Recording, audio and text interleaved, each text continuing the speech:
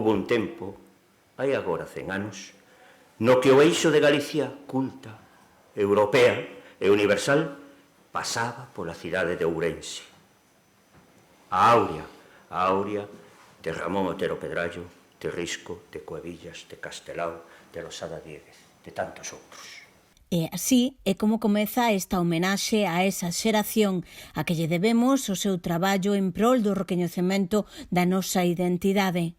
A xeración nos traballou sen descanso en prol dun país posible, avanzado, tamén recoñecido.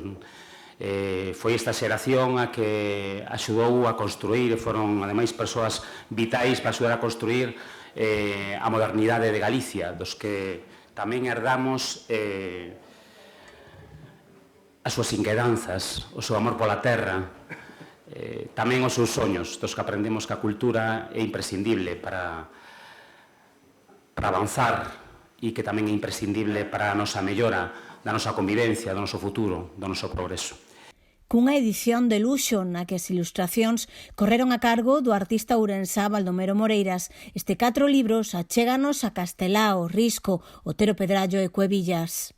Este libro, ou digamos esta publicación, este estoxo que leva no seu interior estes 4 libros, non deixa de ser unha homenaxe a esta xeración no seu centenario. Unha homenaxe